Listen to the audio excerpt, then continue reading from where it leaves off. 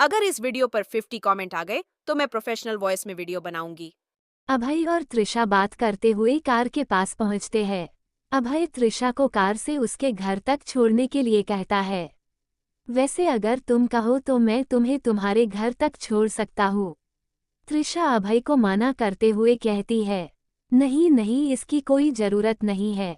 और थैंक्स यहाँ तक मेरे साथ आने के लिए, अब मैं अकेले चली जाऊंगी।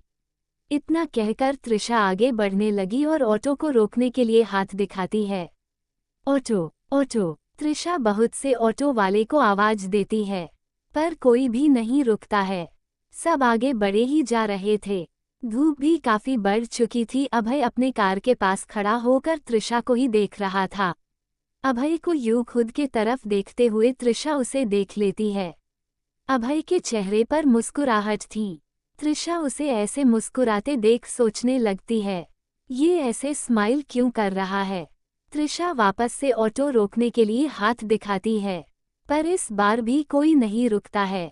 अभय हंसते हुए त्रिशा के पास आकर कहता है, अरे यार, कब से देख रहा हूँ एक भी ऑटो वाला नहीं रुका, मतलब इतनी खूबसूरत लड़की ऑटो रोकने के लिए कह रही है, पर कोई भी ऑटो वाला नहीं रुक रहा। सोचने वाली बात है। ये बोलते हुए अपने होंठ के नीचे उंगली रख कर सोचने लगता है। अभय को ऐसे सोचते हुए देख त्रिशा कहती है, तुम सोचते ही रहो, वैसे भी अब तक जितनी भी ऑटो आई सबकी सब फूल थी, और वैसे भी तुम पर ये सब शोभा नहीं देता। त्रिशा जैसे ही ये कहती है, अभय चौंक कर बोला, क्या? पर मैंने तो कुछ ऐसा बोला ही नहीं जो मुझ पर शोभा न दे। इतना कहकर अभय त्रिशा के और करीब बढ़ते हुए कहता है, खैर ये सब बातें बेफिजूल की है।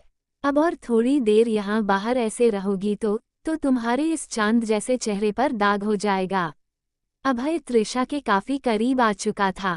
लगभग एक बिता की दूरी थी उन दोनों के दरमियान। त्रिशा की तो जैसे मानो गला जम सा गया था। कुछ बोलने की कोशिश कर तो रही थी, पर अभय को अपने इतने करीब देख उसके मुंह से एक शब्द निकलने का नाम नहीं ले रहे थे। अभय की आंखों में शाइनिंग सी थी, उसके होंठों पर स्माइल थी। त्रिशा एक पेड़ के जा चिपकी थी और अभय उसके सामने उस पेड़ पर हाथ रखकर त्रिशा को बस घूरे जा रहे था। अभय की ये बहकी बहकी बातें सुनकर त्रिशा कुछ पल के लिए खामोश सी हो गई। सामने सड़क से गाड़ियां आ जा रही थी। वैसे यहाँ किसी फिल्म की शूटिंग नहीं हो रही है। त्रिशा जैसे ही बोली, अभय अपने जज्बातों से बाहर आ गया और झट से त्रिशा का रास्ता छोड़ते हुए बोला, ओह आई एम सॉरी, पर मुझे नहीं लगता कोई ऑटो वाला मिलेगा भी। इतना बोलता ही है कि तभी अभय का फोन बजा। अभय कॉल चेक किया तो अर्जुन का कॉल था। अभय जैसे ही कॉल रिसीव किया, इधर से अर्जुन बोला, हेलो अभय, अभी अगर तुम फ्री हो तो विवेक से उसके ऑफिस जाकर मिल लेना, 1 घंटे में उसकी दिल्ली की फ्लाइट है, तो तुरंत ही जाओ। अभय त्रिशा के तरफ देखते हुए बोलता है, ठीक है, मैं अभी ही निकल रहा हूँ। इतना कहकर अभय फोन रख दिया और त्रिशा से बोला, देखो मुझे नहीं लगता इसमें ज्यादा कुछ सोचने जैसा है। अभय के इतना कहने के बावजूद त्रिशा बोली, नहीं मैंने बोला ना, मैं चली जाऊंगी, वैसे भी तुम्हें जरूरी काम से जाना है। तुम जाओ, मैं चली जाऊंगी। ठीक है, जैसा तुम्हें सही लगे, अभय अपने दोनों हाथों को झरते हुए बोला और फिर अपने कार के तरफ बढ़ चला।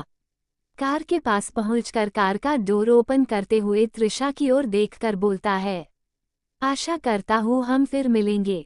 अभय के कहते ही त्रिशा उसकी ओर देखने लगती है। दोनों की निगाहें एक दूसरे को देख रही थी। हवा में त्रिशा के बाल लहलहाते हुए उसके होंठ चूम रहे थे। अभय त्रिशा को हाथ हिलाकर इशारों में बाय बोलकर अपने कार के अंदर बैठ गया। त्रिशा भी रोड की ओर देखते हुए ऑटो को हाथ दिखाती है। इस बार एक ऑटो वाला रुक जाता है। त्रिशा उस पर बैठकर जाने लगी। अभय कास्टिंग ऑफिस पहुंचता है और विवेक से मिलकर उससे पूछता है, क्या यार, सुनने में आया है तुम दिल्ली जा रहे हो। अभय जैसे ही दिल्ली जाने की बात कहता है, विवेक का चेहरा थोड़ा अजीब सा हो जाता है और चौंकते हुए बोलता है, मैं और दिल्ली, वैसे तुमसे किसने कहा कि मैं दिल्ली जा रहा हूँ। अभय कंफ्यूज्ड होकर सोच में पड़ जाता है और विवेक से कहता है, यार मुझे अर्जुन ने कहा कि तुम किसी एजेंट काम से दिल्ली जा रहे हो और मैं जाकर तुमसे मिल लूँ, ऐसा ही कुछ। विवेक हंसा और अभय से बोला, अरे नहीं नहीं, मैं कहीं नहीं जा रहा हूँ। या तो अर्जुन ने कुछ और बोला होगा या तो फिर तुमने ही गलत सुन लिया होगा। अभय मन में ही सोचता है, अर्जुन मुझसे झूठ क्यों बोला कि विवेक। तभी विवेक बोल पड़ा, किस सोच में डूब गए हीरो।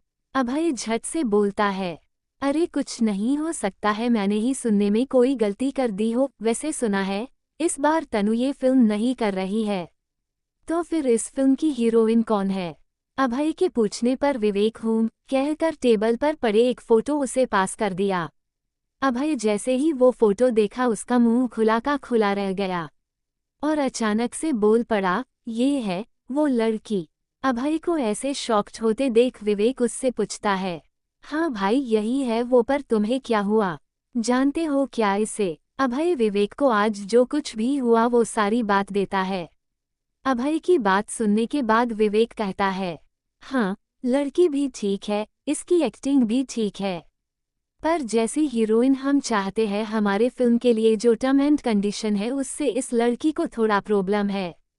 विवेक की बात सुनकर अभय उससे पूछता है, मतलब मैं समझा नहीं। विवेक अभय को चेयर ऑफर करते हुए बोलता है, इस लड़की को फिल्म के लिए सिलेक्ट तो कर लिया है हमने, पर अभी तक ये लड़की रेडी नहीं है इस फिल्म को करने के लिए, कल तक का टाइम ली है, देखो क्या होता है। इतना कहने के बाद विवेक सांस छोड़ता है। हा। विवेक की बात सुनकर अभय बोला, यार यहाँ लोग एक रोल के लिए सालों साल ऑडिशन के लाइन में लगे रहते हैं, फिर भी उनके हाथ कुछ नहीं आता, और ये लड़की इतने बड़े अपॉर्चुनिटी मिलने के बाद भी ऐसा कर रही है। विवेक अभय की बात का कोई जवाब नहीं देता है। तभी अभय को त्रिशा का ख्याल आता है। अभय विवेक को बाय बोलकर वहां से जल्दी से अपनी कार में जाकर बैठता है। ड्राइवर जल्दी से बयूरो हॉस्पिटल चलो।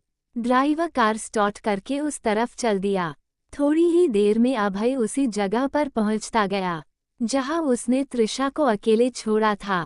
कार से उतरकर चारों तरफ नजरें दौड़ाता है, पर बहुत देर हो चुकी थी। त्रिशा कब की जा चुकी थी। ओह शीट, अभय के चेहरे पर अफसोस था। वो निराश होकर कार में आकर बैठ गया। क्या लड़की है यार, ऐसे कैसे कोई इतना बड़ा फिल्म अपने हाथ से जाने दे सकता है। नहीं त्रिशा, ये फिल्म तो अब तुम ही करोगी, चाहे जो कुछ भी मुझे करना पड़े मैं वो सब करूंगा, पर इस फिल्म में मैं तुम्हें ही हीरोइन बनाऊंगा, ये मेरा वादा है तुमसे। अभय कार में बैठकर मन में ही खुद से कमिटमेंट करता है।